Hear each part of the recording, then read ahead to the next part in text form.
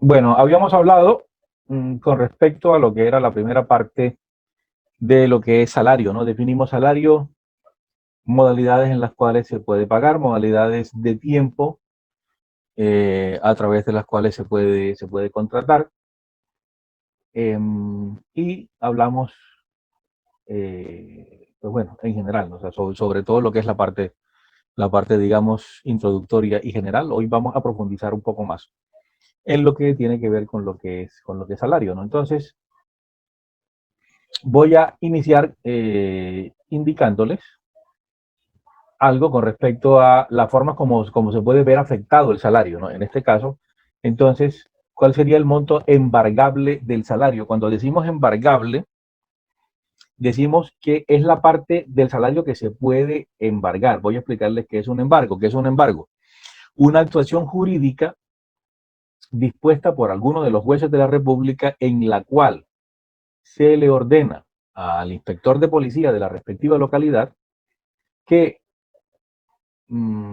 por mandato legal debe desplazarse hasta una casa X de una persona X y de esa casa, con el apoyo de la policía, de ser necesario, entrar a retirar los bienes que esa persona tenga, ¿no? Si tiene enseres domésticos, si tiene vehículos, motos, carros, en fin, cosas de ese tipo, si tiene herramientas, en general, o sea, eso se llaman muebles, ¿no? Eso sería un embargo. Cuando juez de la República le dice al inspector de policía que llegue hasta tal casa que el señor fulano de tal le está debiendo a la señora Sutana eh, 1 millón de pesos y vamos a embargarle hasta por 2 millones de pesos para respaldar la deuda que la señora fulana tiene para con la señora Sutana, ¿no? Entonces, ese acto ejecutado por parte del inspector de policía en compañía de la policía es lo que se llama un embargo, una acción de embargo. Eso en lo que tiene que ver con la parte de los bienes muebles.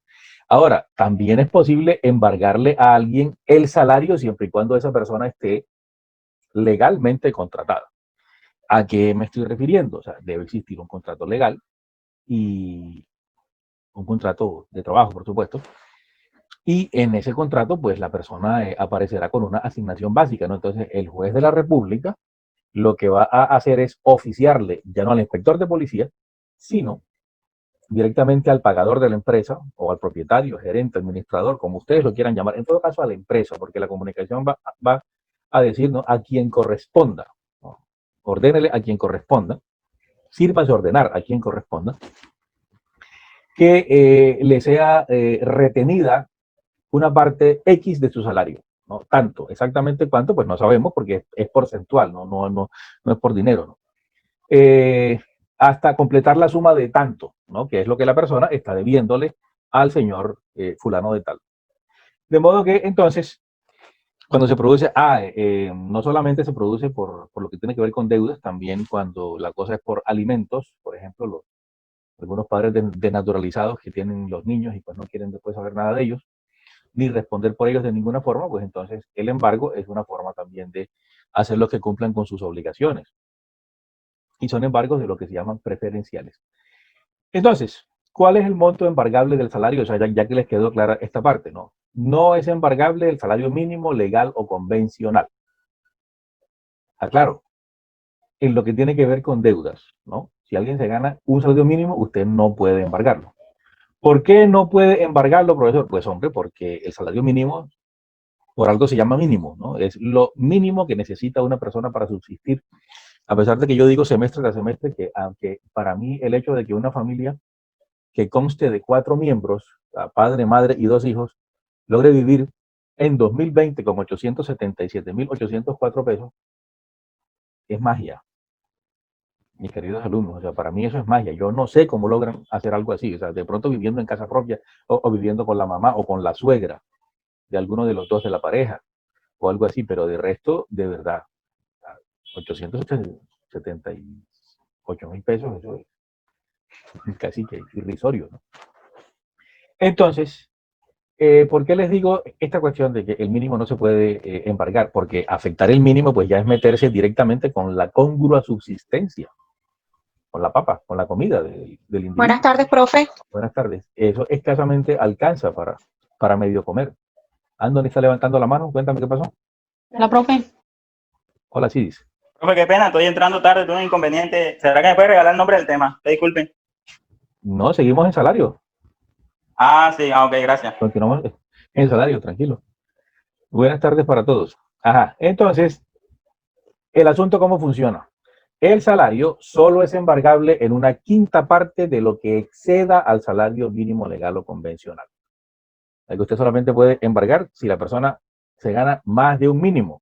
¿Cuánto le puede embargar? La quinta parte de lo que esa persona se gane por encima del mínimo. Si el mínimo es 1.000.000 de pesos y la persona se gana 2.000.000 de pesos, pues usted puede embargarle 200.000 pesos porque hay 1.000.000 de pesos que excede del salario mínimo. Entonces, así es como esto funciona. Repito, el salario solo es embargable en una quinta parte de lo que exceda Profe, el disculpe. salario mínimo. ¿Me levantan la mano, por favor? No se me Ok. crucen.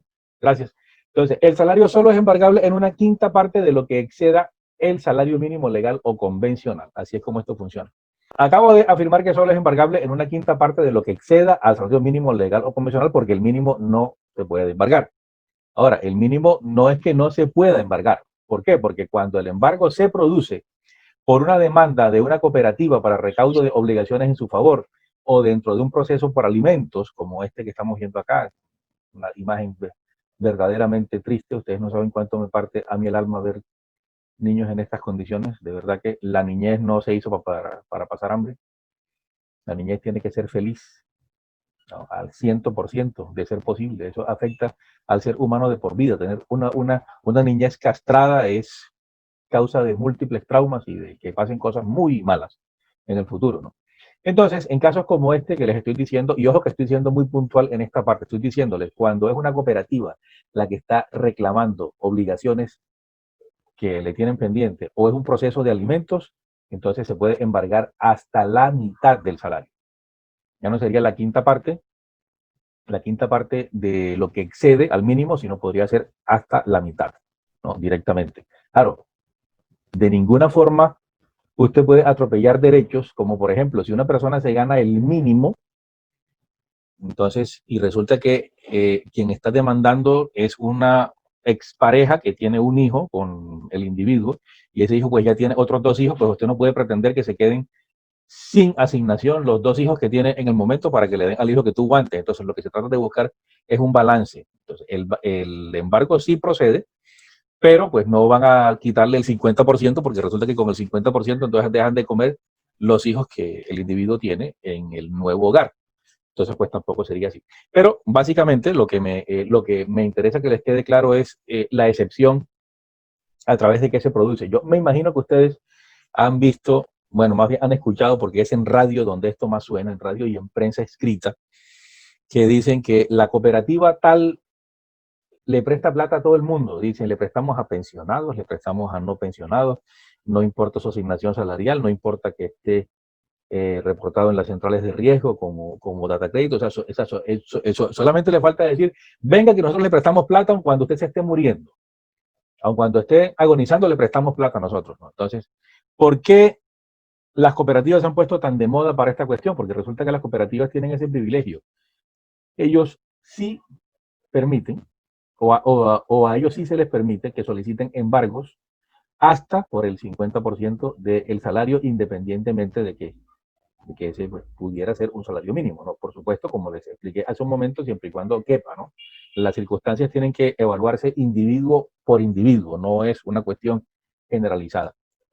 En el caso de las demandas por alimentos, estas son demandas preferenciales, les explico. Si ocurre que hay una persona que se gana 2.000.000 de pesos mensuales, tiene un par de niños por los cuales no está viendo. A esa persona, por mala paga, otra persona desde antes le ha embargado parte del salario, o sea, lo que la ley permite, ¿no? Le ha embargado parte del salario. Sí, a pesar de que ya está pagando un embargo mensualmente, si aparece una demanda de alimentos, en el momento la demanda de alimentos tiene carácter preferencial y desplaza, por lo menos parcialmente, la demanda civil que tenía, a pesar de ser la demanda civil más antigua en el tiempo. O sea, siempre se prioriza, por supuesto, pues la vida en este caso y el bienestar de los niños, ¿no? De los hijos. De modo que las demandas por alimentos, pues son las reinas en lo que tiene que ver con esta parte. Aquí es donde normalmente, ya voy andando, aquí es donde normalmente mis estudiantes, las damas, me preguntan, profe, ¿y qué pasa si el miserable ese no tiene empleo, no tiene trabajo, no tiene nada que uno le pueda quitar? Y pues si no tiene nada que le pueda quitar, ¿qué le vas a quitar? ¿La ropa que lleva puesta? Lamentablemente no hay nada que se pueda hacer. O sea, listo, se le procesa, se le mantiene el proceso vivo, digamos, pendiente de cuando el individuo reciba dinero. Por ejemplo, si fallecen los papás y recibe una herencia, pues entonces, correcto, o sea, tendrá que destinar una parte para cumplir con todas las obligaciones que tiene pendientes, ¿no? Por ejemplo, si tiene 5 años que no ve por el niño, pues entonces le está debiendo 5 años de cuota alimentaria, ¿no? Pero si el tipo no tiene nada, si es un vago de 7 suelas que vive con la mamá y la mamá lo mantiene, ¿qué le vas a quitar? ¿Qué se le puede quitar? En el momento, nada.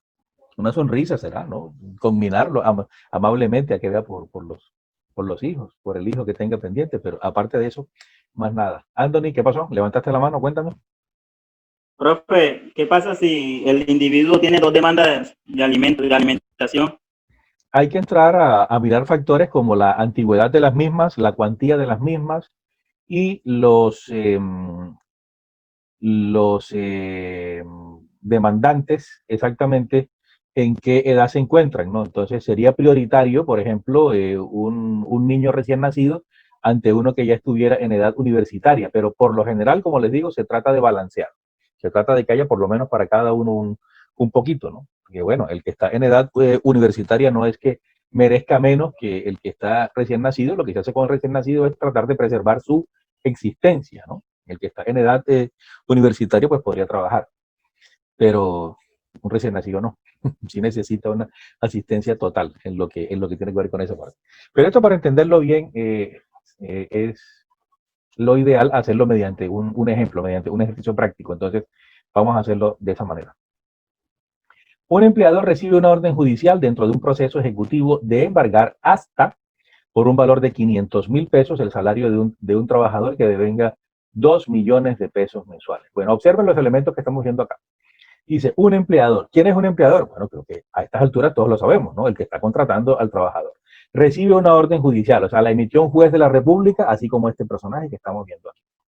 Bueno, ahí aparece una bandera gringa. Tengo que cambiar esa imagen. Lo que pasa es que fue lo que conseguí. Dice, recibe una orden judicial dentro de un proceso ejecutivo, que es un proceso ejecutivo cuando A le está debiendo una suma de dinero a B. Entonces, B demanda a A para que A le pague. Entonces, lo que hace es contratar un abogado para que lo represente ante un juez de la República y se encargue de llevar ese proceso ejecutivo, ¿no? Cuando el juez de la República tiene ante sus manos el título valor, que el semestre pasado creo que quedó bien claro qué eran y para qué servían los títulos valores, cuando el juez tenga al frente el título valor, va a evaluar y va a decir efectivamente A le está debiendo a B 2 millones de pesos, por decir algo, de modo que voy a decretar el embargo. Entonces le manda la orden al pagador y el pagador la recibe. En esa orden debe decir que se le debe descontar mensualmente al trabajador A una suma tal hasta llegar a la suma de tanto, ¿no? Y que deberá ponerlo a disposición del juzgado. Entonces, el asunto, ¿cómo va a funcionar? Recibe la orden de embargar hasta por un valor de 500,000 pesos el salario de un trabajador que devenga 2 millones de pesos mensuales. Para determinar el valor a descontar mensualmente, ¿qué es lo primero que hay que tener en cuenta? El salario mínimo legal en este año, que sería 2020, ¿no? Entonces, salario mínimo legal en 2020, 877,803 pesos. Ok. Nos dicen que el empleador debe descontar mensualmente la quinta parte de lo que excede el salario mínimo legal convencional. Entonces, el siguiente paso, ¿cuál sería? Ya tengo el valor del salario mínimo. Pues lo que sigue, entonces, es saber cuál es el excedente del salario mínimo que tiene este trabajador. Para saber ese excedente es lo que está por encima de, ¿qué hago? Tomo el salario mensual del trabajador, que es de 2 millones de pesos, y le resto el valor del salario mínimo legal mensual. 877,803. Eso me va a dar como resultado 1,122,197 pesos. Este es el excedente del salario mínimo y de este es del cual se va a tomar un porcentaje en este caso una quinta parte, que es lo que se le va a descontar mensualmente a este trabajador de lo que él está recibiendo. Esta suma, pues podrá ser descontada también. Si le pagan por quincena, pues entonces van a quitarle la mitad en cada quincena, ¿no? Pero no se me enreden con esa parte, quedémonos en la parte mensual. Entonces, listo. ¿Qué dice la norma? Que yo puedo embargarle a alguien la quinta parte de lo que excede del salario mínimo. Entonces, ya sé que lo que excede el mínimo es 1.122.197. Para sacar la quinta parte, ¿qué tengo que hacer? Dividirlo entre 5. Me va a dar 224.439. Esa cifra es la que se le va a descontar mensualmente al señor que le está debiendo a la otra persona, a la que lo demandó o al que lo demandó, ¿no? Mensualmente. Eso es lo que se le puede descontar. Profe, ¿y por qué tan poquito? Ahí sí lo lamento, no tengo idea de por qué es exactamente eso, pues me imagino que es por no afectar tampoco muchísimo al individuo en lo que tiene que ver con esa deuda. Ahora, les digo algo. Observen que dice que es la quinta parte de lo que excede al mínimo, pero resulta que si esta persona le debe a 5 personas diferentes, las 5 lo demandan y a las 5 le decretan embargo, pues cada uno va agarrando una quinta parte de ese excedente, ¿no? Pum, pum, pum, pum, pum, una detrás de otra. Entonces no crean que, no, que es que porque a mí ya me tiene embargado fulanito, entonces hay otro que no me puede embargar. No, no me pueden embargar en el momento siempre y cuando el excedente del mínimo y lo que me pueden descontar ya se encuentre copado. Pero hay lo que se llama la cola de acreedores. Si yo demando a alguien que es mala paga y resulta que tiene delante de mí 5 demandas y entonces la demanda mía no logra entrar, no tiene ni un mínimo cupo por donde entrar, pues mi demanda se queda ahí a la espera. Apenas pague la deuda de alguna de las 5 demandas que ya tiene encima, la mía ingresa. No es automático, entre otras cosas. El abogado tiene que solicitarlo, tiene que estar pendiente. Ajá, ¿cuánto le falta a este para que pague? Para que le pague a fulanito. No le faltan 2 cuotas, listo. Anota en su agenda. En 3 meses solicito que me ingresen a mí dentro de la masa de acreedores de este fulano. Entonces, así es como esto funciona. Oigan, si ustedes pasaron ¿cómo es? Matemática financiera y contabilidad y todas estas cosas con mis compañeros profesores del Infotep, esto que les voy a explicar yo hoy va a ser un jueguito de niños. Esto es verdaderamente infantil. De todas maneras, pregunto, ¿a todo el mundo le quedó claro esto? ¿Cómo se hace? ¿De dónde salió? ¿Cómo llegamos hasta esa cifra y demás? Sí, profe. Profe, qué pena, yo no, que acabo de entrar, no me dejaba entrar la clase. Bueno, voy a repetir muy rápidamente, Andreina. Entonces, por esta vez, ¿oíste? Porque como les he dicho antes, cuando lleguen tarde y eso, recuerden remitirse a la grabación posteriormente para que no nos atrasemos. Estoy hablando sobre que el salario es embargable hasta un porcentaje. ¿Cuánto se puede embargar de un salario? La quinta parte de lo que excede al salario mínimo. Entonces, si un empleador recibe una orden judicial dentro de un proceso ejecutivo de embargar hasta por un valor de 500.000 pesos el salario, ¿no? Siendo que este trabajador devenga 2 millones de pesos mensuales, el procedimiento va a ser el siguiente. Entonces, primero, ¿qué es lo que tengo que saber? ¿Cuál es el salario mínimo legal en el 2020? Porque esta va a ser la base para el resto del cálculo, ¿no? Es 877.803. Posteriormente, ¿qué hay que hacer? Pues hallar cuál es el excedente que tiene el salario mínimo de este trabajador para así poder sacarle a ese excedente la quinta parte, que es lo que se puede embargar. De modo que entonces, ¿esto cómo lo hacemos? Tomamos el salario mensual del trabajador y le restamos el valor del salario mínimo. Nos va a dar 1.122.197 pesos. La norma nos dice que se puede embargar la quinta parte de esto. Para hallar la quinta parte de esto, ¿qué tenemos que hacer? Dividirlo entre 5. Al hacerlo nos va a dar 224.439. Esto es lo que se le va a descontar a este trabajador mensualmente. ¿Hasta cuándo se le va a descontar a este trabajador esa cuestión mensualmente, profesor? Hasta completar los 500.000 pesos que dijo el juez. Entonces, en el examen, cuando yo le pregunte, y ojo que esto lo pregunto en el examen, es un punto que viene, es un punto fijo, espero que me crean, sobre todo los que no sacaron buenas notas en el primer examen, créanme cuando yo les digo que voy a preguntar algo, porque voy a preguntar sobre esa cuestión, no es mentira. Les estoy soplando las preguntas de una vez, pero muchos de ustedes no me quieren creer. Si ustedes quieren volar, feliz aterrizaje. No hay nada que yo pueda hacer para meterles en la cabeza que lo que yo les estoy diciendo es verdad. Entonces, en este caso, si me dicen que hay que descontar hasta 500.000 pesos, ¿cuántos meses habría que descontar? O sea, ¿cuál es el procedimiento para esta cuestión? Si me dicen que 2, pues yo le digo que no alcanza, porque si multiplico esto por 2 no me da 500.000 pesos, ¿verdad? Me va a dar como 450.000 aproximadamente. Si me dicen que 3, se pasa. Profe, Sin embargo, ajá, profe, dime. y el tercero se apelará por lo que falta, por el restante de los 500.000 pesos. ¿Pienso yo o no? Sí, sí, o sea, de todas formas, pues no sería precisamente apelar. Lo que se hace es que se descuentan los 3 meses, se toma el restante, como tú bien lo dijiste, y el excedente se le devuelve al empleado. ¿Oíste? Entonces, cuando en el examen les pregunte, la respuesta, pues va a ser siempre un mes, digamos un mes, o sea, de forma que cubra, ¿no?, la totalidad de la cifra que el juez ordenó que se descontara, ¿no? Entonces, si 7 no alcanza y 8 se pasan, pues entonces ustedes deberán responderme que son 8, devolviendo el respectivo excedente al empleado. Esa es la respuesta. Perfecto. Listo, pues.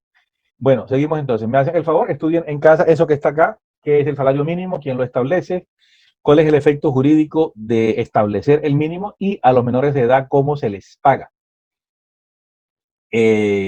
Profesor, ¿y eso qué significa? De que a los menores de edad se les paga si uno cuando es menor de edad no puede trabajar. No, sí puede trabajar. Siempre y cuando sea lo que se llama menor adulto, o sea, que tenga a partir de 15 años, ¿no?, mínimo 15 años, si está autorizado por los padres por escrito y en trabajos muy particulares, muy, muy, muy particulares, en los cuales de ninguna forma peligre ni la integridad física del menor, ni su crecimiento, ni su, ni su mente, ¿no? Por ejemplo, eh, ¿qué les digo? O sea, atendiendo público y pues cosas de ese tipo, el asunto pues, es muy impropio como para un menor, ¿no? De modo que entonces hay que buscar otro tipo de ocupaciones. Bueno, eso lo ven ahí en esa parte.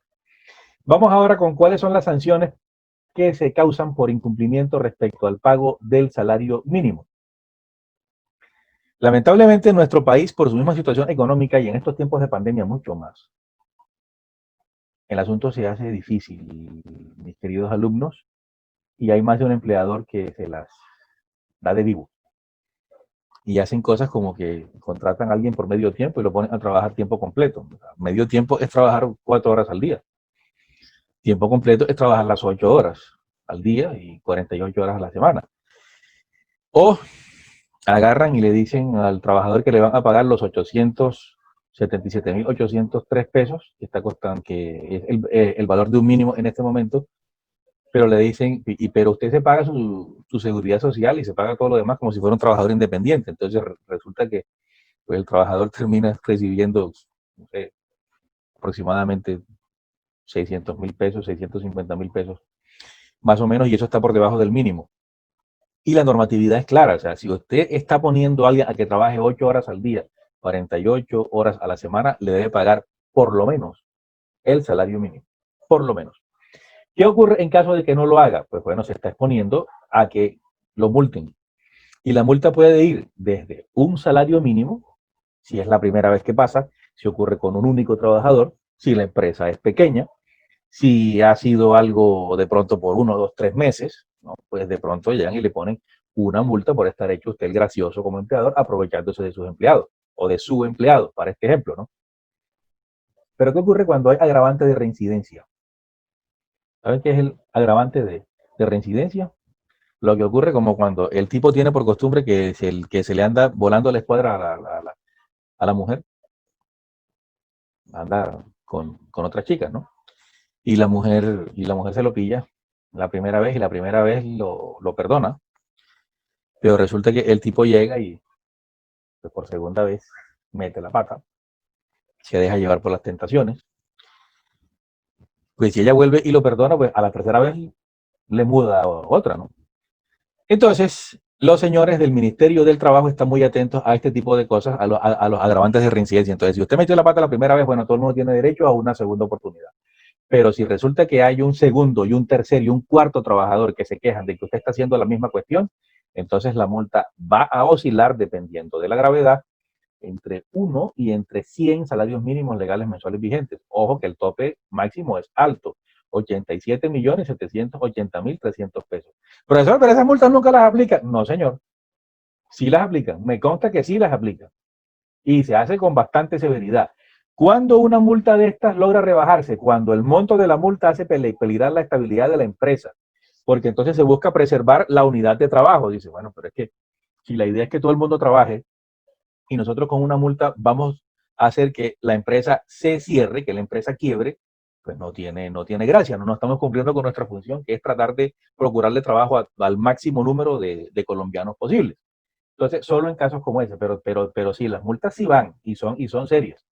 ¿Quiénes las imponen? Repito, entonces, funcionarios del Ministerio de Trabajo, sin que esto afecte la reclamación judicial que el trabajador pueda hacer por aquello que le están debiendo, ¿no? Por los salarios que dejó de percibir. Entonces, adicionalmente a la multa, porque listo, la multa va, pero va por su lado, ¿no? Adicionalmente, el trabajador va a poder demandar ante el juez del trabajo el pago del reajuste del salario y de la liquidación de prestaciones sociales con base en el salario mínimo legal. Ya, listo. Señor, o sea, yo soy el trabajador. Señor empleador, usted a mí me está pagando por debajo del mínimo y me está trabajando tiempo completo, de modo que me está debiendo lo mío por acá. La multa va por allá, por otro lado. Eso es entre usted y el ministerio. A mí usted me sigue debiendo lo que en su momento no me pagó. Así es como esto funciona. Entonces, cuando se dan este tipo de reclamaciones por parte de los trabajadores, pues ocurren cosas como esto que voy a explicarles a continuación, que es, existe siempre la posibilidad de que el juez condene a que se pague la indemnización que por falta de pago, la cual se conoce como salarios caídos o como brazos caídos. Y a continuación te los voy a explicar. El artículo 65 del Código Sustantivo del Trabajo dice que si a la terminación del contrato el empleador no le paga al trabajador los salarios y las prestaciones que la ley le exige que pague, salvo en casos de retención autorizados por la ley o convenidos por las partes, deberá pagar al asalariado como indemnización una suma igual al último salario diario por cada día de retardo. Esto se llama sanción moratoria o brazos caídos, ¿no? Y se aplica de forma diferente según como sea el salario del trabajador. Esa parte ya se la voy a explicar, pero vamos por partes. Lo primero que necesito que entiendan ustedes, y ojo que en el futuro, cuando ustedes sean jefes de nómina o de recursos humanos, esto les va a pasar con alguna frecuencia. Cuando usted como empleador tiene contratado a un trabajador, debe ser muy consciente de sus obligaciones. ¿Por qué? Porque resulta que si el trabajador termina de trabajar 31 de diciembre, o sea, si su contrato llega hasta 31 de diciembre y no le va a ser renovado, usted el 2 de diciembre le debe tener sobre la mesa esperándolo un cheque con todo lo que le tiene pendiente, ¿no? De modo que si le tiene pendiente, le va a tener pendiente liquidación, si hay vacaciones que no disfrutó, pues hay que pagárselas en dinero, cesantías, intereses a la cesantía y cualquier otra cosa que le esté debiendo, ese es el momento para que usted se la pague. Ahí, inmediatamente, al brinco, como dicen en Venezuela. No es que vente en 15 días a ver si tengo con qué pagarte. No, señor. Usted tiene que ir haciendo el acopio desde antes y tenerlo ahí junto con la certificación en la cual hace constar que el trabajador laboró de tal fecha hasta tal fecha, desempeñándose en tal ocupación por una asignación laboral de tanto. Todo eso tiene que estar sobre la mesa. ¿Qué ocurre si usted no tiene lo que tiene que ver con la parte económica, como le digo, apenas finalice el contrato? Si es por negligencia suya, porque no le da la gana, porque le quiere tomar del pelo al trabajador, porque no salió en las mejores condiciones el trabajador y usted le tiene fobia. En fin, si el trabajador decide quejarse, decide demandar, es muy probable que usted como empleador lo condene a que le pague un día de salario como si lo hubiera trabajado hasta cuando el pago se verifique por parte del juzgado. Entonces, ahorita le explicaba, entonces, con respecto a esta figura, les decía que hay que tener, ¿no?, la totalidad de lo que se le debe al empleado al momento en que el contrato termina. Y para eso precisamente es útil el contador y el técnico contable, ¿no? Porque es el que le tiene que decir al empleador que lo tiene contratado: oiga, fulano de tal termina ahora el 31 de diciembre, hay que irle juntando la platica, ¿no? Para lo que tiene que ver con liquidación, con prestaciones, con vacaciones que tiene pendientes y eso es una suma de tanto, de modo que debemos ir colocándosela ya o desde ya, ¿no? Si no en la cuenta bancaria, pues bueno, en un cheque. Ahora, les digo algo también con respecto a esta parte, ¿no? De este asunto. O sea, tiene una variante porque no funciona de la misma forma o con todos los salarios de la misma forma. Ya les voy a explicar cómo es el asunto, cuáles son las variantes. Primero, si el salario es igual o es menor al mínimo, la sanción será de un día de salario por cada día de mora sin que exista un límite de tiempo. Esto es desde la fecha de la liquidación o terminación del contrato de trabajo hasta la fecha en que el empleador pague lo adeudado, así transcurran más de 2 años. Esta cuestión de que será sin límite de tiempo, tómenmela con beneficio de inventario. Los derechos laborales van prescribiendo a los 5 años, ¿no? De forma que solo en casos muy particulares no es así. Entonces, no es que sea sin límite de tiempo, ¿no? O sea, si pasan 6, 7 años y usted no reclama en su momento, va a tener que hacer una labor bastante esmerada el abogado que usted contrate para que le revivan o para que le mantengan esa obligación como pendiente, ¿no? De que se puede hacer, en algunos casos se puede hacer, pero no nos enredemos con la parte jurídica que estas no son lecciones de derecho civil, de obligaciones. Entonces, si el salario es igual o menor al mínimo, entonces ya saben, será un día de retardo sin que exista, entre comillas, un límite de tiempo, ¿no? O sea, podrán ser 3, 4, 5 años, ¿no? Ahora, ¿qué ocurre cuando el salario es superior a un mínimo? Pues la sanción es la misma, o sea, un día de retardo por cada día de mora, pero existe un máximo. Son 24 meses. ¿Esos 24 meses qué son? Pues bueno, 2 años y se contarán desde la fecha en que terminó el contrato de trabajo.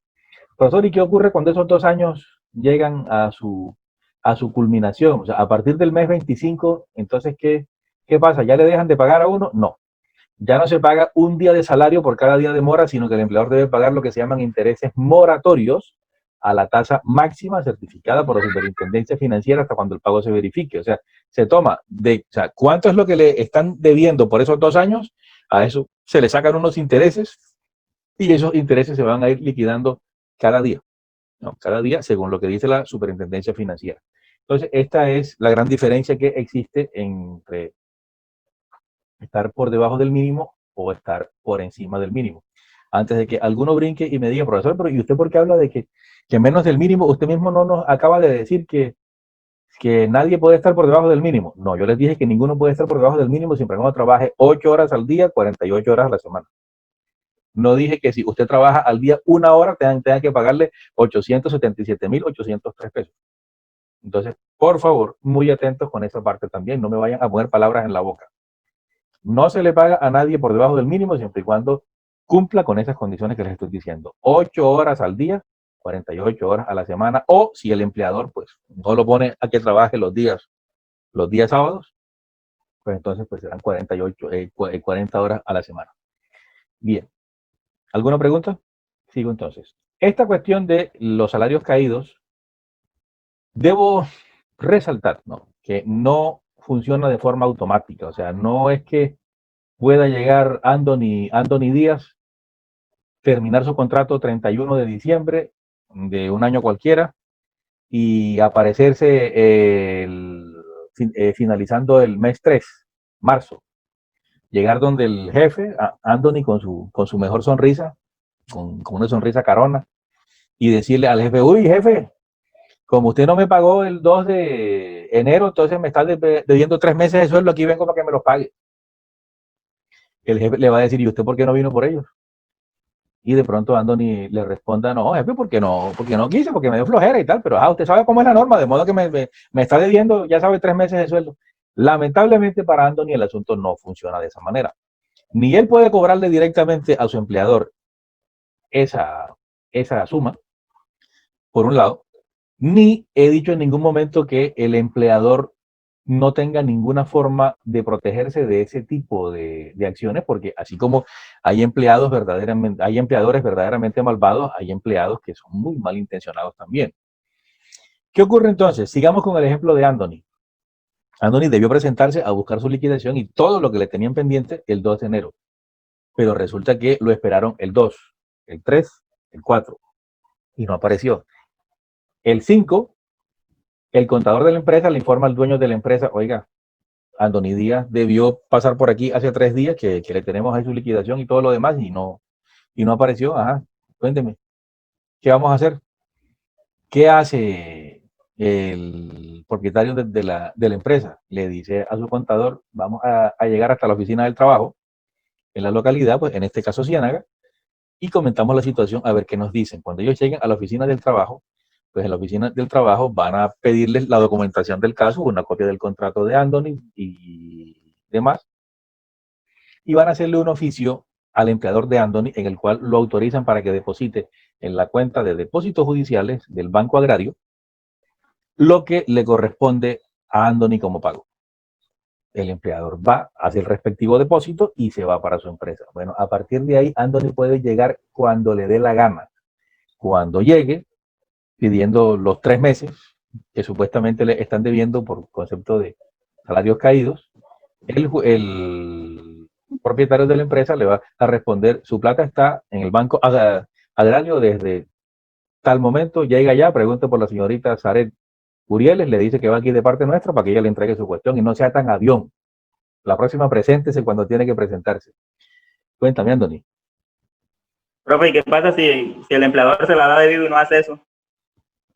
Entonces viene una demanda para encima porque el empleado pues obviamente se va a sentir burlado, ¿no? Con el asunto. Recuerda lo que dije. La obligación es tenerlo ahí, ¿no? La excepción es no tenerlo. O sea, violentar la normatividad es no tenerlo. De modo que si el empleador no lo tiene ahí, pues los días están corriendo. Pero, o sea, como les dije, depende de la valoración que haga un juez de la República. O sea, necesariamente tendrá que participar un juez de la República y un abogado. Por ejemplo, ¿por qué les coloco aquí al señor Montgomery Burns de los Simpsons, el dueño de la planta nuclear?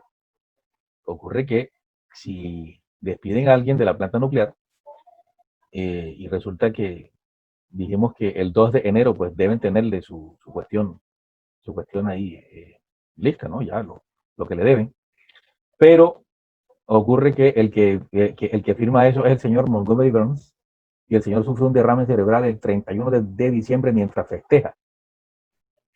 Pues entonces lo tienen que internar en la clínica, no saben cuándo va a salir el hombre de ese trance, cuándo va a recuperar la conciencia.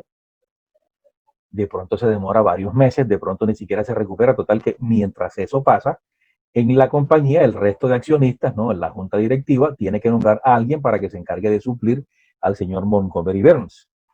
Pero no es un trámite fácil en el cual de pronto tardan 15 días decidiéndolo, ¿no?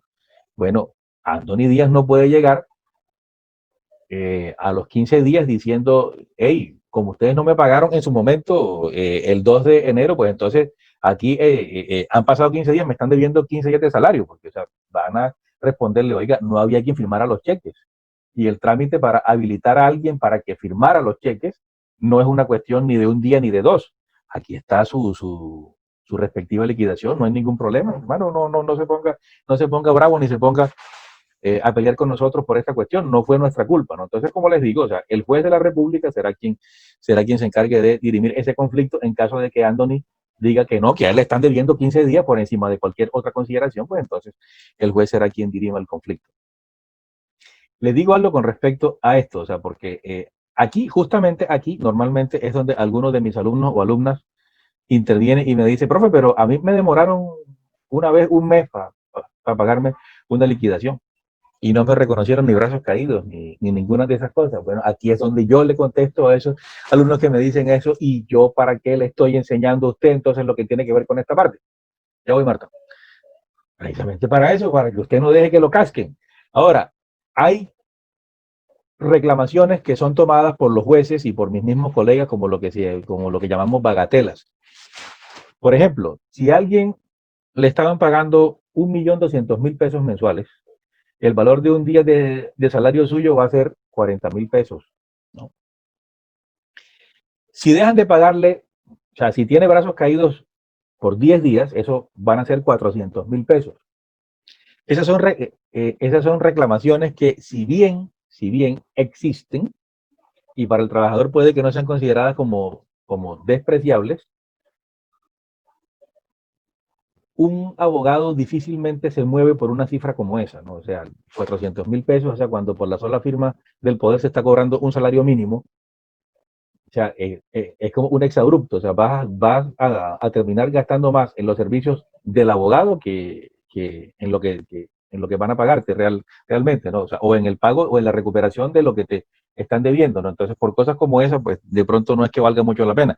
Ahora, si hablamos de meses, que suele pasar también, hablamos de meses, algunas veces de años, pues obviamente se justifica la acción, ¿no? Cuéntame, Marta.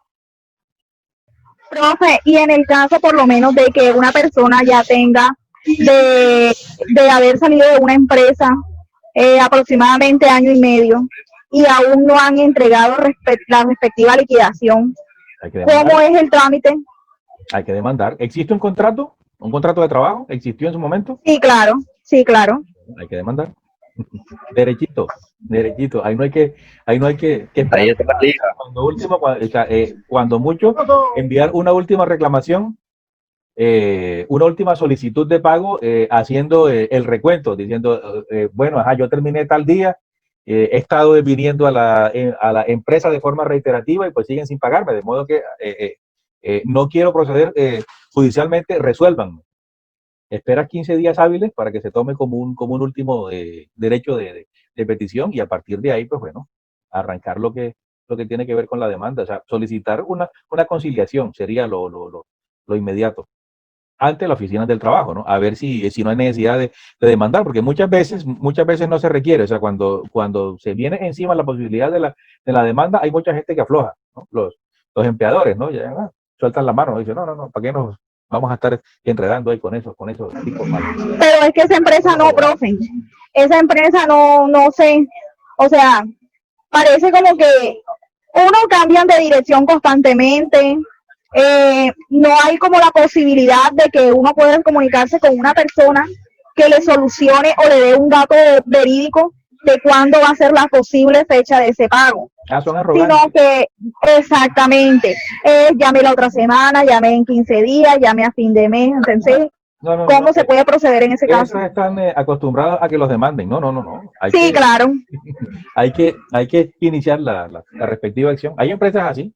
O sea, personalidades tiene el mundo como granos de arena, tiene la playa de nuestro querido Mar Caribe, aquí en Ciénaga, ¿no? Y pues cada cabeza es un mundo. Hay gente que se acostumbra a eso, a andar así, al salto todo el tiempo, que los estén demandando, si no hacen nada, si no cumplen con lo que deben. Entonces, no, hay que demandar, Martica. Ahí no le busques más a esa cuestión. Oigan, entonces, a ver, aquí hay algo que les aclaro, no lo voy a preguntar en el examen, no hace parte del material de estudio, pero sí es algo de lo cual yo les quiero hablar, que es el contrato de aprendizaje. En este caso, pues tomé el contrato de aprendizaje del SENA, que no se aplica exactamente a las prácticas, a las pasantías que hacen ustedes en el Infotep, pero hay una cantidad de elementos en común, o sea, sí los comparten y les sirve para que ustedes tengan bastante claridad con respecto al asunto, cómo funciona.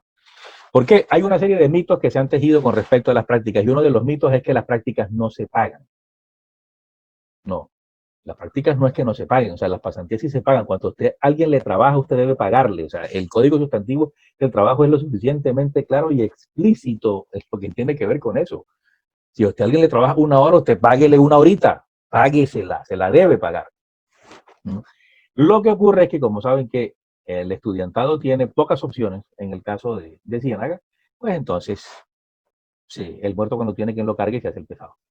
Y no le ofrecen al estudiante realmente un pago. Ya voy, Brady.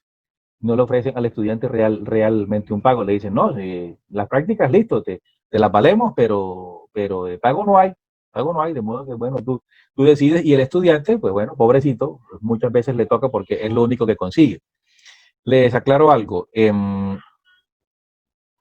Deben pagarles, uno, y deben pagarles en forma, no darles ahí cualquier cosita para que se vayan para la casa y se tomen una gaseosa, ¿no? Deben pagarles lo que realmente deben pagar. Si los van a poner a trabajar 8 horas al día, pues deben pagarles un mínimo, como les acabo de explicar. Les digo algo con respecto a las prácticas, mis queridos alumnos. Traten de buscarlas donde puedan desarrollar lo que están aprendiendo con nosotros. Si con tal de hacer la práctica se regalan en cualquier parte, yo he visto estudiantes míos, y no estoy diciendo que esté malo, pero pues tampoco está bien. Yo he visto estudiantes míos en compraventas, en la estación, haciendo labor de mostrador en la 17 y bueno, en cualquiera de los sectores comerciales que tiene Ciénaga. Y les he preguntado, ay, cuéntame, ¿qué estás aprendiendo? ¿Qué estás poniendo en práctica? ¿De qué forma estás ejercitando lo que nosotros te hemos enseñado? Que no, profe, esto es por cumplir un requisito. No, así no es. Así no es porque no agarras cancha, no tienes experiencia, ni tienes tampoco forma de mostrarte. Miren esto. La mejor vitrina laboral que ustedes tienen, la mejor vitrina laboral que ustedes tienen, son precisamente las prácticas. ¿Por qué? Porque van a verlos trabajando y los van a ver trabajando muy de cerca.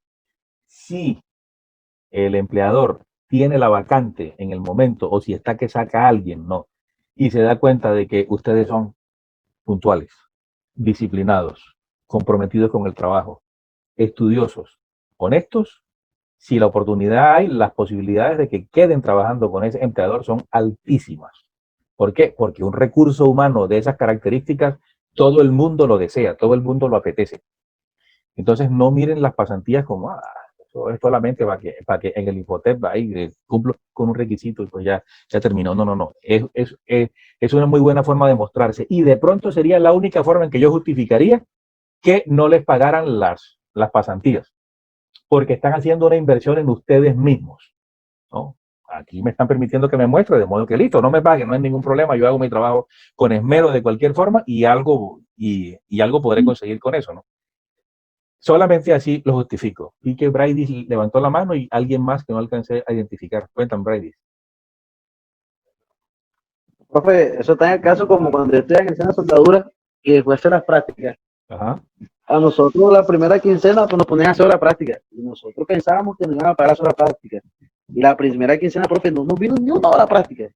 Y además como 8 practicantes. Entonces nosotros dejamos así, pasó la segunda quincena y también hicimos 4 horas de nada, profe, hasta que yo, por lo menos yo fui uno de los que le dije a los practicantes que están acá, que está pasando, que tú estás poniendo 4 horas extra, ni siquiera nos da una bonificación ni nada de eso. Y yo cogí, profe, y los armé a toditos. Y nos subimos a la oficina del sugerente y nos pusimos a hablar con el profe. Y hablamos con él. Entonces, la tercera quincena ya sí nos empezaron a pagar las horas extras las que hacíamos. Claro que sí. Bueno, con Brady se aplicó lo que yo les he dicho antes. El que no llora no mama. Si ellos no se hubieran puesto en ese plan, ni siquiera podemos decir subversivo, ¿no? O sea, reclamando un derecho que tienen. Oiga, ¿cómo se hacen ricos los capitalistas? Pagándonos a nosotros las horas de trabajo lo más baratas posibles que se pueda. ¿Por qué? Porque así es como ellos ganan más. Mientras menos nos pagan a nosotros, más les queda a ellos, ¿no? De modo que, o sea, sobre esa base se cimienta se cimenta el capitalismo, ¿no? De modo que no, a cobrar y como les dije, si es que la necesidad pues tiene cara de perro, como en este caso, pues tomarlo así como una inversión, pero no es que van a tenerte un año trabajando porque, porque sí, nada más que porque sí, porque también siempre cabe la posibilidad de que cuando termine tu pasantía, pues metan otro y ese tampoco le paguen. Y después de ese metan a otro más y tampoco le paguen y así pues se ahorra un empleado durante años, ¿no? Es lo que termina pasando al final. Entonces, por favor, para beneficio de ustedes mismos, lean en casa este ABC del contrato de aprendizaje para que ustedes sepan eso cómo se maneja. No lo voy a preguntar yo en el examen parcial. Voy a hablarles ahora sobre lo que son los aportes parafiscales. No sé si algunos de ustedes ya tengan conocimiento de lo que tiene que ver con esta parte. Bueno, yo les digo entonces, ¿qué son los aportes parafiscales? Una contribución de carácter obligatorio que algunas empresas y empleadores deben realizar al SENA, al Instituto Colombiano de Bienestar Familiar, a las cajas de compensación familiar, por cada uno de los empleados que tenga. Entonces, toda empresa o toda unidad productiva también, ¿no? Siempre y cuando tenga trabajadores que estén vinculados mediante un contrato de trabajo, deberá realizar un aporte equivalente al 9% de su nómina por concepto de los llamados aportes parafiscales, los cuales se distribuyen de la siguiente manera. Entonces, ojo con el gráfico que a continuación les voy a explicar. Voy a tomar como base el salario mínimo para 2020. 877.803 pesos. Hay tres elementos que son los que conforman los aportes parafiscales, ¿no? Uno es las cajas de compensación familiar, que en el caso de nuestra Ciénaga, pues nos cubre con familiar. Está el Instituto Colombiano de Bienestar Familiar y está el Servicio Nacional de Aprendizaje SENA. Bueno, cuando usted se gana un salario mínimo, usted como empleado, su empleador debe destinar un 4%, pero aclaro, no es que se lo esté quitando a usted de los 877.803, o sea, ese es el ingreso base de cotización. Entonces le va a sacar un 4%, pero ese 4% no lo paga el empleado, lo paga el empleador. No. Y ese 4% corresponde a 35.112 pesos para la caja de compensación. Para el bienestar familiar es un 3% que equivale a 26.334 y un 2% para el Servicio Nacional de Aprendizaje SENA. Estamos viendo acá. Y 7.556. Esta sumatoria de estos tres elementos da, ya voy Faisuli, 79.002 pesos con 27 centavos. Si usted le suma esa cifra al valor del salario mínimo legal mensual vigente, que es lo que dije que se estaba ganando ese trabajador, le va a dar 956.805 pesos. Estos 79.000 pesos los paga el empleador. Cuéntame, Faisuli. Vamos con el primero de ellos entonces. ¿Qué es el subsidio familiar? Que es el que dan las cajas de compensación, ¿no? Entre comillas. Es una prestación social que se entrega, puede ser en dinero, puede ser en especie, puede ser en servicios. ¿Y quiénes la entregan? Las cajas de compensación familiar. ¿A quién se lo entregan? A los trabajadores dependientes. Ojo que dije trabajadores dependientes, ¿entiendes? Se tendrán que ser asalariados. Si es un trabajador independiente, como un profesional liberal, como en el caso del derecho, ¿no? Si el abogado no está contratado laboralmente, pues entonces va a ser un empleado independiente, no califica para lo que tiene que ver con cobro de subsidio familiar, ¿no? Tendrá que ser un dependiente, un trabajador dependiente. Aparte de ser dependiente, pues entonces deberá tener hijos u otros familiares que dependan del trabajador y que su empleador, pues bueno, tenga a ese trabajador debidamente afiliado a lo que tiene que ver con seguridad social, que es lo que le explicaba hace un momento a Faisuli, ¿no? Entonces, salud, pensión, riesgos laborales. Vean que son diferentes de lo que son los aportes parafiscales. Los aportes parafiscales son bienestar familiar, Servicio Nacional de Aprendizaje, caja de compensación social. Seguridad social es salud, pensión, riesgos laborales, ¿no? Son conceptos completamente diferentes, aunque pudieran parecer similares, ya que todos se desprenden del salario, ¿no? De la vinculación laboral. Todo esto debe calcularse sobre lo que llamamos el ingreso base de cotización. ¿Qué es el ingreso base de cotización? Aquella parte del ingreso de la persona que se toma como base para calcular los aportes a los distintos subsistemas de protección social mediante la aplicación de los porcentajes o tarifas de ley. Entonces, observen, aquí está lo que estoy explicando en este momento, ¿no? EPS es lo que tiene que ver con salud. AFP es lo que tiene que ver con fondos de pensión.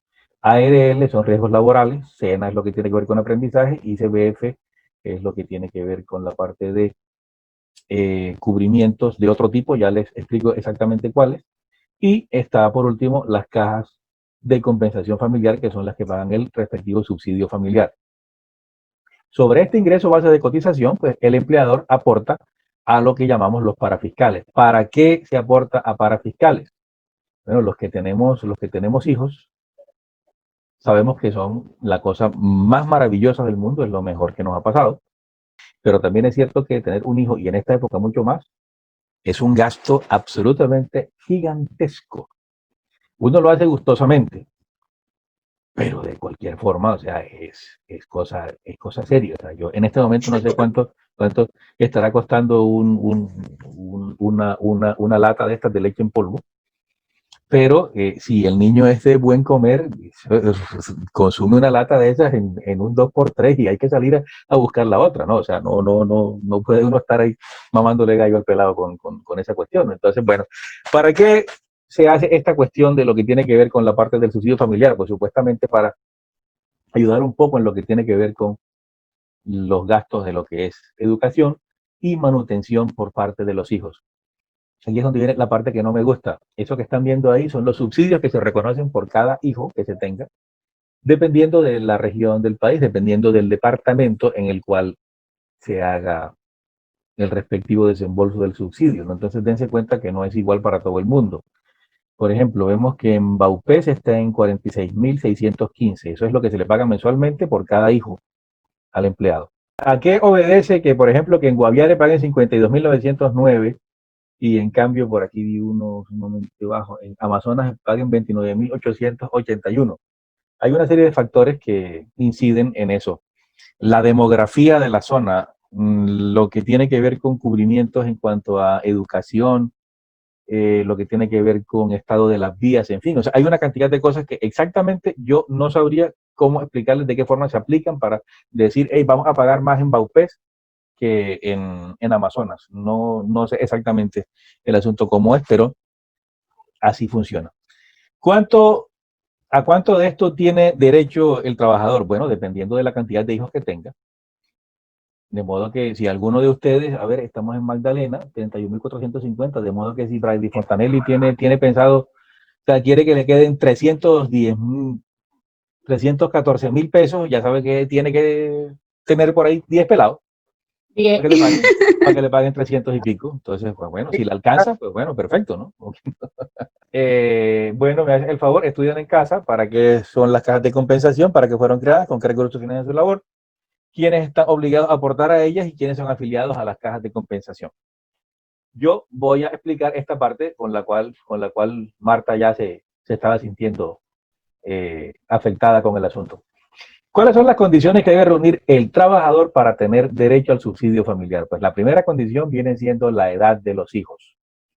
¿Hasta cuándo se le paga el subsidio? Hasta los 18 años. A partir de los 12 deben estar estudiando y aplica también para hijastros o hijos adoptivos. Entonces, ya saben, hasta los 12 el pelado pues puede ser un vago de 7 suelas, pero a partir de los 12, si quiere que le paguen los 31.450 que nos toca en Magdalena, pues tiene que demostrar que está estudiando y no basta con que lo afirme.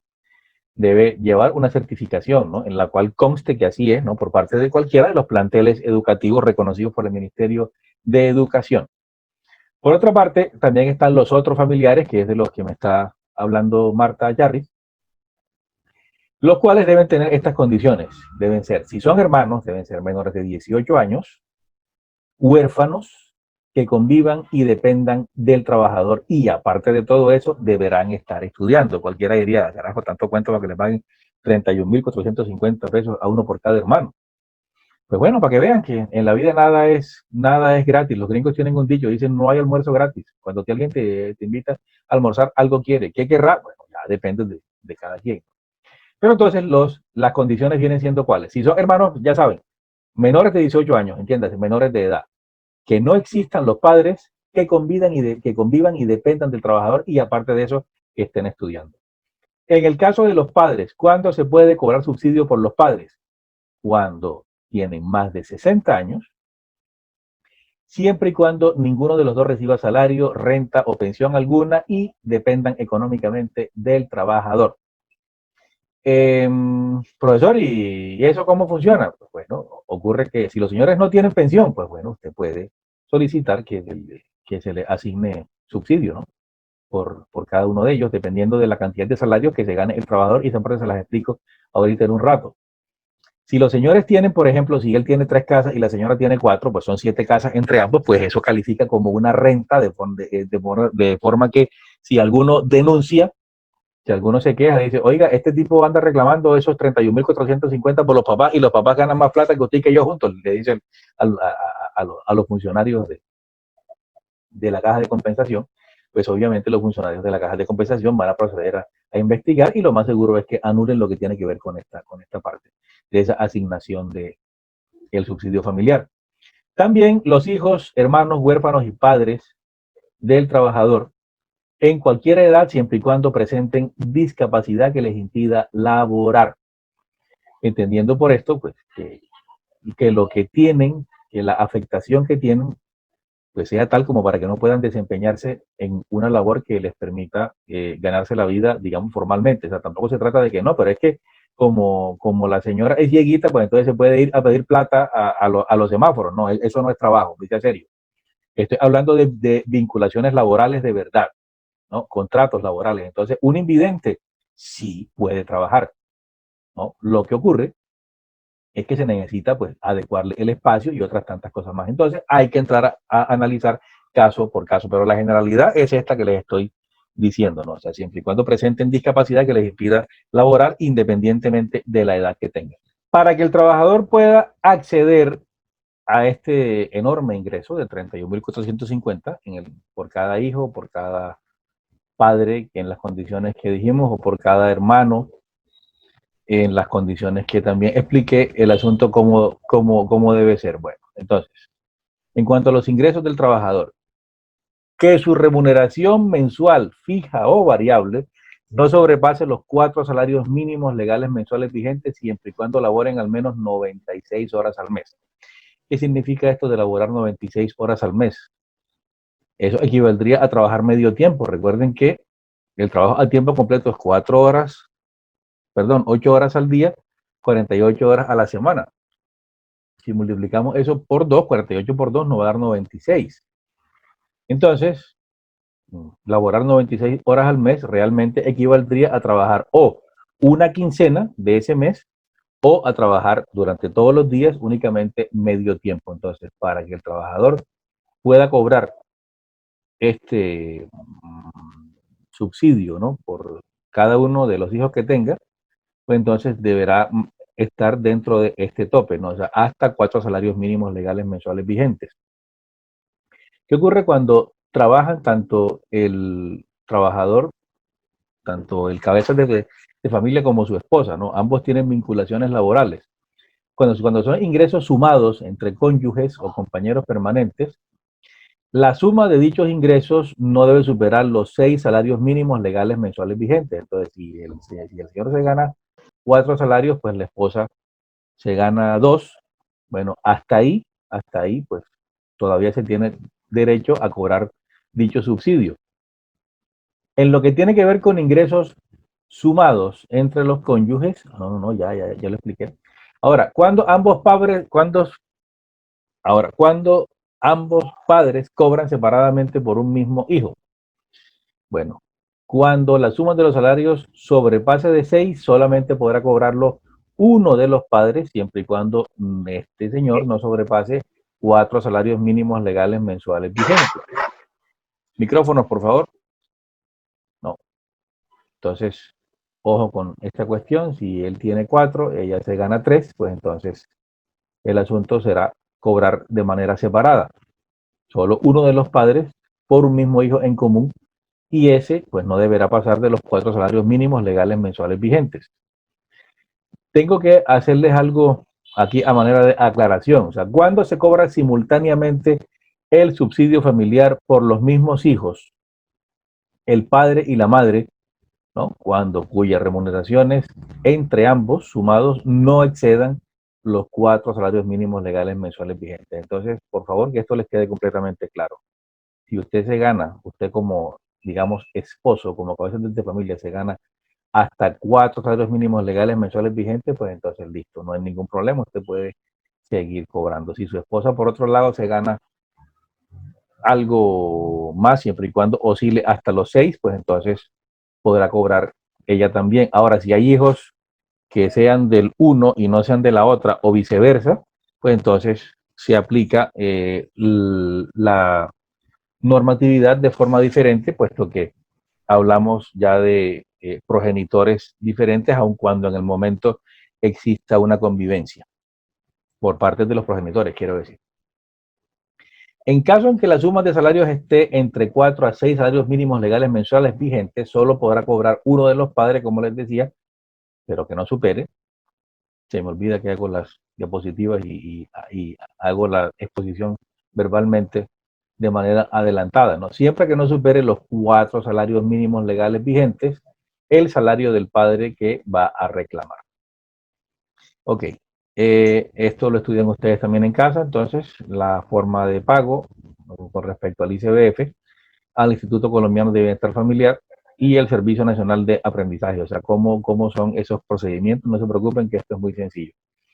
Oigan, aquí yo quiero hacer un comentario con respecto a algo, o sea, no puedo evitar ser suspicaz en esta parte y aquí presta mucha atención, Faisuli, esto te va a interesar. ¿Qué ocurre? O sea, como se han podido dar cuenta en esta clase de hoy, digamos que el incremento en cuanto a lo que tiene que desembolsar el empleador, pues es considerable, ¿no? No podemos decir que no, al César lo que es del César. Es considerable. Entonces, pues según la ley, como lo dice ahí en la diapositiva, los aportes para fiscales, parte de la seguridad social y las prestaciones sociales son pagados por la empresa. Pero realmente esto será así, o sea, estamos seguros de que esto es así. Entonces, si lo miramos con otra óptica, diría yo que podríamos empezar a tener algunas dudas sobre esto que yo les estoy enseñando respecto a quién es el que verdaderamente termina pagando toda esta cuestión. ¿Por qué? Cuando una empresa hace un presupuesto para pagar un empleado, incluye dentro de ese presupuesto el costo total en que debe incurrir por ese empleado, o sea, todo, ¿no? Salario básico, recargos básicos y demás, lo que yo le llamo arandelas, entre comillas, que habrá que sumarle a ese salario. Entonces, el asunto viene siendo como, observen esta imagen que está aquí. Un trabajador devenga un salario mínimo legal mensual vigente para 2020.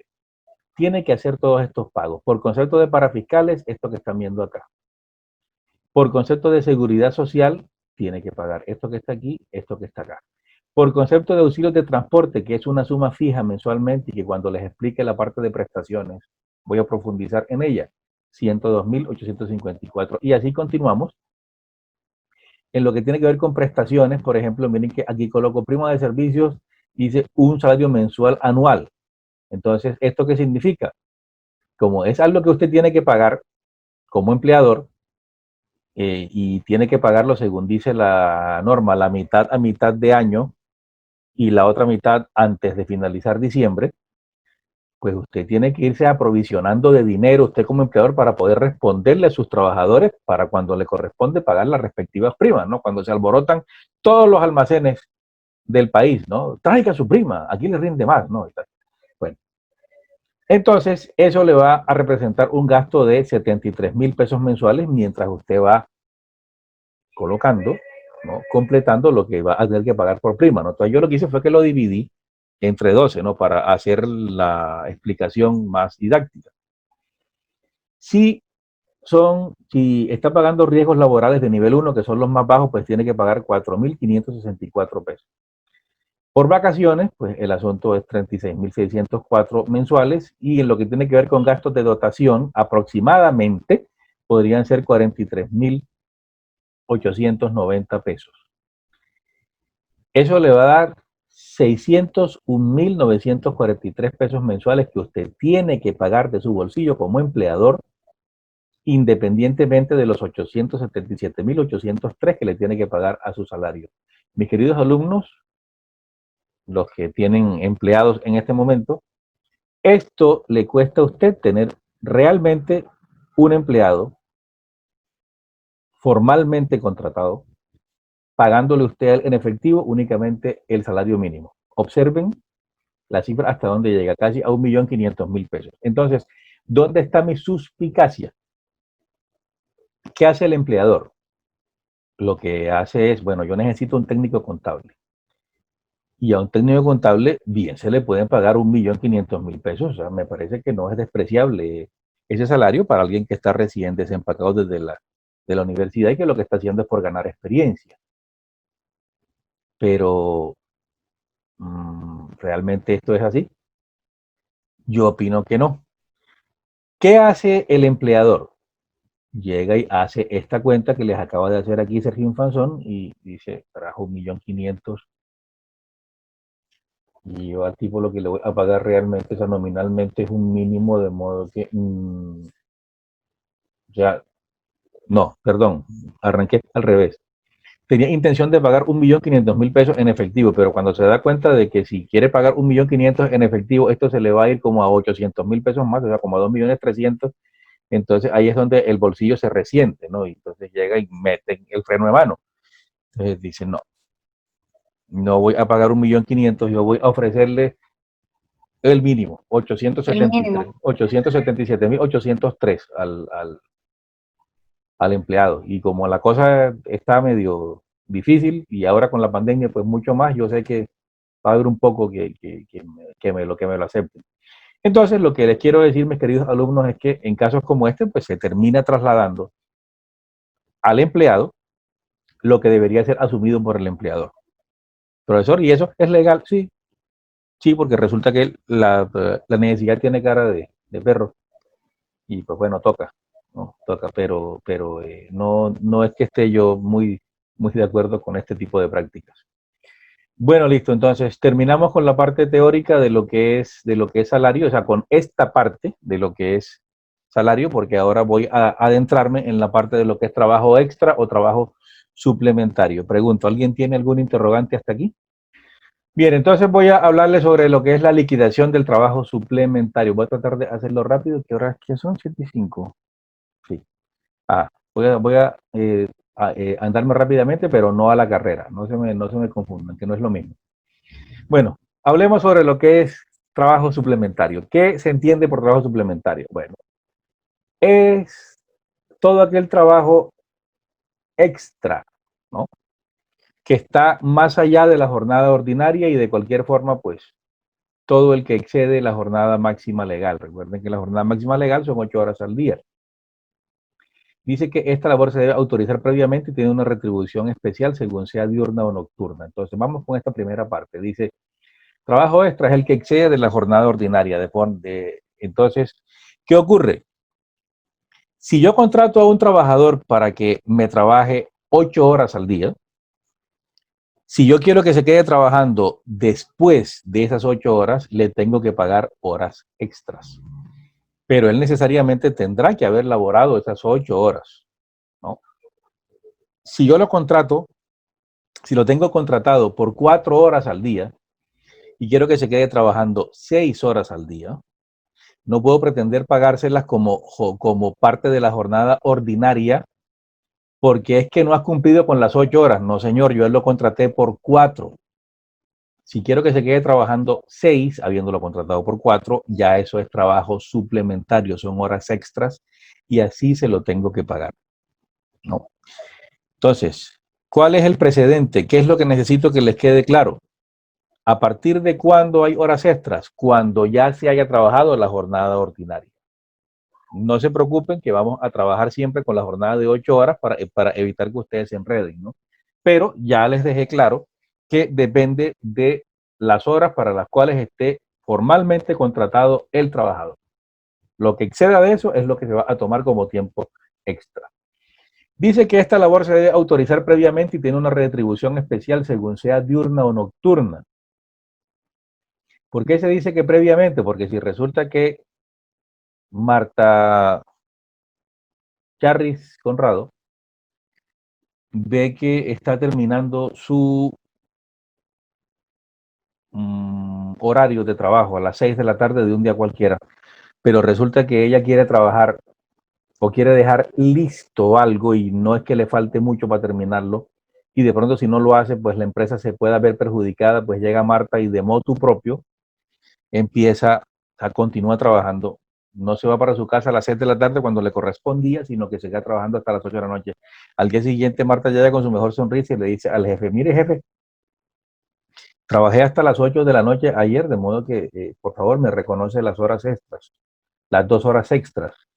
Y el jefe le responde a Marta, Marta, ¿y eso quién lo autorizó?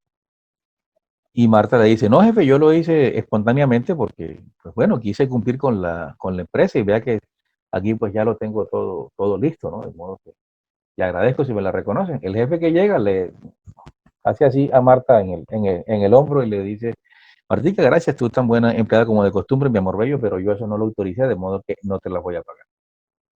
Y pues Marta se queda con la felicitación, con las palmaditas de bien hecho Marta, pero no le pagan ni 5 centavos de horas extras. Tiene que ser previamente concertado con el empleador. Usted no puede inventarse horas extras porque sí. Profe, y entonces, ¿qué pasa si el trabajo se queda a la mitad y si uno lo deja, pues entonces la maquinaria se totea o la materia prima se daña, se enfría, en fin, o lo que sea? Bueno, cuando le falten 10 minutos para terminar, usted llama a su empleador y le dice, tengo la máquina llena con una mezcla de tanto. Eso le vale a la empresa 100 millones de pesos. O sea, si yo me voy para mi casa ahora y eso se queda dentro de la máquina, amanece pegado ahí y se pierden los 100 millones más el mantenimiento de despegarlo de la máquina. Jefe, ajá, ¿qué hubo? ¿Me quedo trabajando horas extras o qué? De eso depende. Si el jefe le dice que él no paga horas extras, usted le dice, listo, ahí le queda su máquina. Si le dice que sí, pues usted trabaja. Listo. Así es como esto funciona. Antes de que algunos me digan, profe, pero es que lo votan a uno, eso sí ya es decisión de cada cual, ¿no? Que tanto se sacrifica. Que si yo fuera el jefe, pues yo le podría contestar, ¿y usted por qué cargó la máquina con ese montón de materia prima sabiendo que le quedaba solamente media hora para terminar la jornada? No sé usted tan bárbaro. Como la máquina se dañe junto con todo eso que me está diciendo ahí de la materia prima, lo demanda usted por daños y perjuicios. Entonces, pues el asunto tampoco es que sea tan alegre, ¿no? Sí, ¿cómo funcionan las tasas y la liquidación para lo que tiene que ver con recargos? Pues bueno, los recargos van a ser más altos para el trabajo extra que se desarrolla en la noche que para el que se desarrolla en el día, ¿no? Un trabajo extra que se desarrolla en el día vendría siendo ¿cuál? Observen, aquí está la tabla de Infanzón, estamos en un día lunes y les resalté en amarillo lo que sería la jornada ordinaria de 8 horas, de 8 a 2 y de 2 a 6. Si a las 6 de la tarde el trabajador anuncia que no va a seguir trabajando, perdón, que se necesitan horas extras o el patrón le dice que necesita horas extras, ¿no? Y entre los dos acuerdan que así sea, pues estas 2 horas observen que las está trabajando dentro de la jornada diurna. Recuerden que la jornada diurna es esto que están viendo aquí en blanco, donde empieza el azulito, eso es ya jornada nocturna. Estas serían 2 horas extras diurnas, puesto que se trabajaron entre las 6 de la mañana y las 9 de la noche, ¿no? Tienen un recargo del 25%. Si por el contrario es un trabajo extra nocturno, pues entonces se va a recargar con un 75%. ¿Y cómo debería ser? Pues más o menos así. El trabajador inicia su turno, un día cualquiera, yo digo que es martes, a la 1 de la tarde. Trabaja las 8 horas hasta las 9 de la noche y ahí termina su jornada ordinaria. Se requiere trabajar horas extras. El jefe lo autoriza. Las horas las trabajaría cuando termina aquí a las 9. Entonces arranca trabajando, trabajo en la jornada nocturna a las 9 de la noche, termina a las 11 de la noche. Estas serían horas extras nocturnas. Recuerden que dije, las diurnas se van con un recargo del 25% sobre el valor de la hora ordinaria y estas se recargan con un 75% sobre el valor de la hora ordinaria. Para ser todavía más claro, si el valor de su hora ordinaria es de 10,000 pesos y usted trabaja una hora extra diurna, van a pagársela a 12,500 pesos. Si trabaja una hora extra nocturna, se lo van a pagar a 17,500 pesos. No, la primera la recargan con 25% y las nocturnas la recargan con el 75%. Así es como esto funciona. ¿Cómo se aplica esto? Pues mediante unas fórmulas dificilísimas. Observen la parte, esto está en la parte baja de la tabla de Infanzón. Aquí está. Si yo quiero hallar el valor de una hora extra diurna, ¿qué hago? Multiplico el valor de la hora ordinaria por 1.25. Profesor, ¿por qué por 1.25? El 1 representa la unidad, ¿no? La hora ordinaria. Y el 25, el recargo. Entonces, hagan la prueba. Si la hora ordinaria les estoy diciendo que vale 10.000, multiplíquenla por 1.25 y pues van a ver que les da 12.500 pesos, ¿no? Entonces, pues es la forma más sencilla que hay de hacerlo. Entonces, ¿por dónde comenzamos? ¿Cuál es el primer paso para lo que tiene que ver con esta parte? Bueno, calcular el valor de una hora ordinaria diurna. Para ello, ¿qué hacemos? Debemos dividir el salario mensual, quincenal, semanal, según sea el caso, como dice acá, por el número de horas de la jornada en dicho periodo. En el caso de los jornales, se calculará dividiéndolo por el número de horas laboradas en el día. Le doy 5 décimas al que me diga ya, en cuestión de un segundo. Le tuvo 5 décimas en el siguiente examen. No, pero con musiquita no. Es la pregunta, profe. ¿Qué es un jornal? Profe, ¿Qué es un jornal? A la una. un día trabajado. A las dos. Una jornada de trabajo. Las personas que trabajan por horas, profesor. Los trabajadores que trabajan por horas. Nada. Profe, en orden. Profe. No, ninguno se lo ganó. Ninguno se lo ganó porque no es ninguna de esas cosas que dijeron. Cuando a alguien se le paga por días, el trabajo recibe el nombre de jornal. Cuando se le paga a partir de 2 días, sueldo. Dejaron perder ahí las 5 décimas ustedes por estar ahí escuchando música y fregando la paciencia. Eso le expliqué hace rato. Recuerden que el trabajo se llama jornal cuando se pacta por días. Un día será un jornal. Cuando es a partir de 2 días se llama sueldo. Pero cuando usted le paga a un trabajador por día, se llama jornal. Hombre, de ahí las 5 décimas. Entonces, bueno, vamos al ejercicio. Ejemplo. La señora Alexandra García trabaja de lunes a viernes como analista de crédito. Su salario mensual es de 900.000 pesos y se le deben del último mes 12 horas extras diurnas, 10 horas extras nocturnas, 7 horas extras diurnas dominicales. Entonces, recuerden, el primer paso, ¿cuál es? Hallar el valor de una hora ordinaria. Prestenle especial atención a esta parte. Es facilísimo. Obviamente, lo que dije de que las fórmulas son dificilísimas, lo dije irónicamente, ¿no? Esto es un papayazo. Esto es para que se rían ustedes de esta cuestión. Entonces, para hallar el valor de la hora ordinaria, ¿qué es lo primero que tengo que hacer? Divido el salario mensual del trabajador, que nos están diciendo que es de 900.000 pesos mensuales, entre 30. ¿Por qué entre 30, profesor? Porque son los días que tiene un mes contable. Si yo quiero averiguar el valor de una hora, lo primero que tengo que saber es a cómo le estoy pagando el día al trabajador. Entonces, para saber a cómo le estoy pagando el día, tengo que dividir su salario entre el número de días del mes contable. 900.000 me va a dar 30.000 pesos. Correcto. Ahora que ya tengo el valor del día, necesito saber el valor de una hora. Entonces, como les dije, como vamos a estar trabajando todo el tiempo con la jornada de 8 horas para que no se me compliquen, entonces voy a dividir el valor del día, que es de 30.000 pesos, entre 8, que son las horas de la jornada con la cual estamos trabajando, ¿no? Eso me va a dar 3.750 pesos. Esta es la forma de hacerlo, yo le llamo a pie.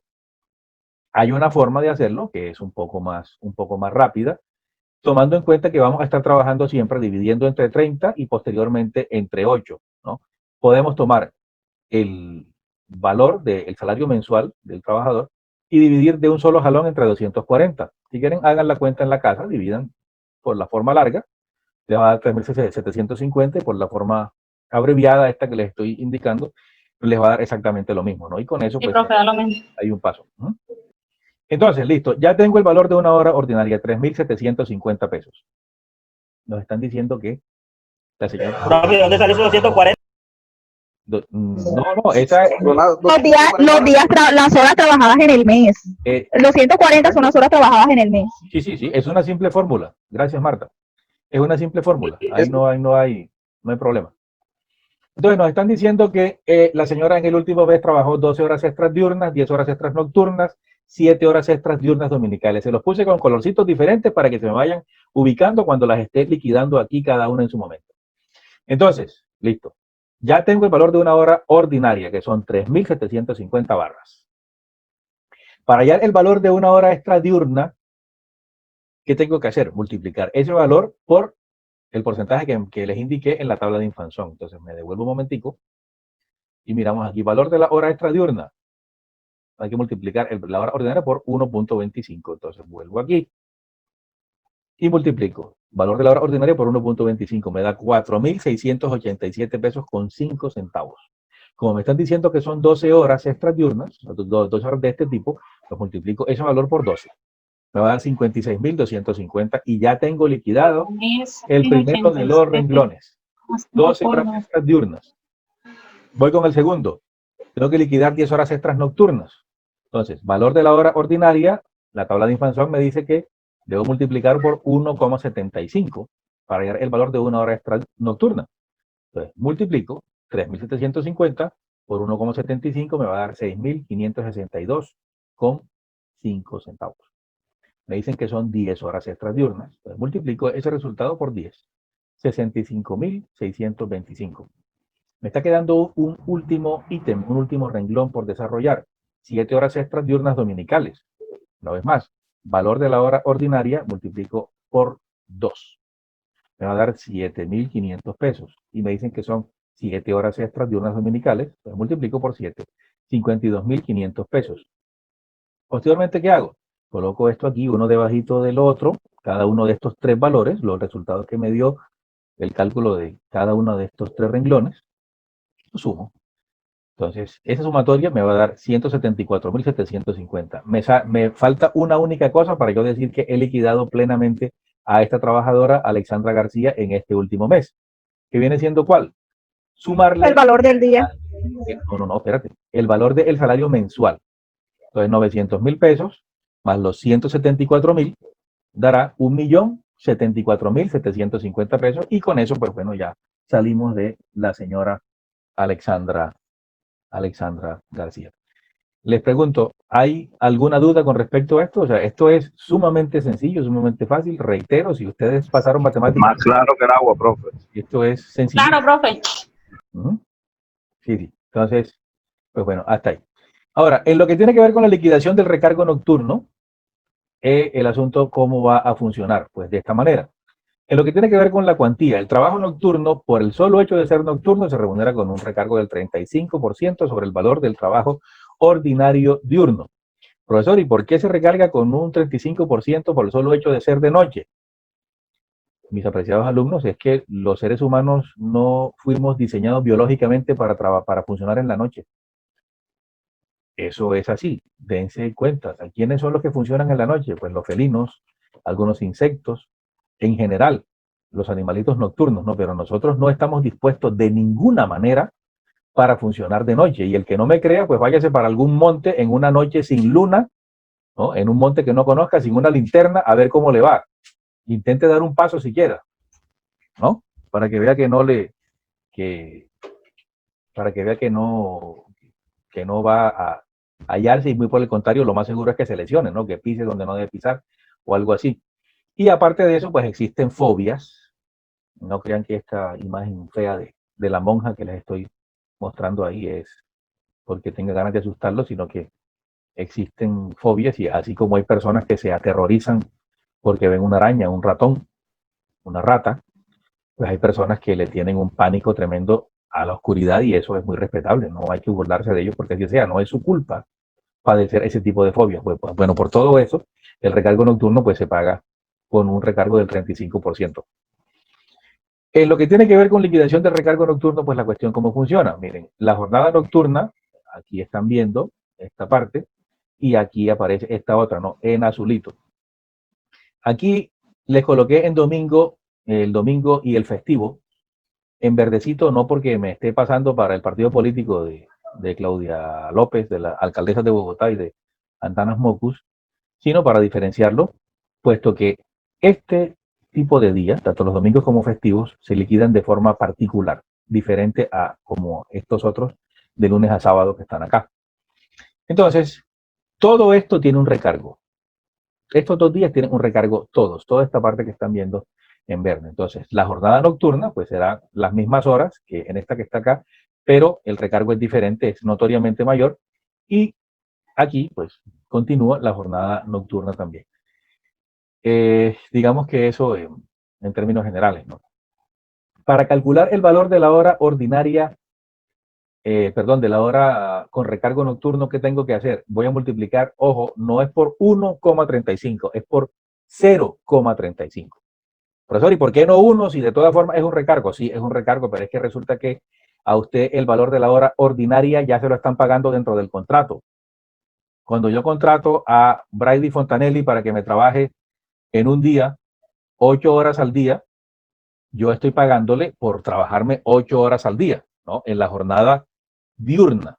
Si parte de la jornada diurna me la va a desarrollar en la noche, a partir de las 9 de la noche y hasta antes de las 6 de la mañana, entonces le debo hacer un recargo, un incremento del 0,35%. ¿Por qué no le puedo multiplicar por 1,35%? Porque entonces le estaría pagando al doble el valor de la hora ordinaria. Y yo lo que le estoy pagando es el recargo nocturno. ¿Por qué? Porque él no ha terminado todavía su jornada de 8 horas. Déjenme ver si aquí con esto queda más claro. Observen aquí.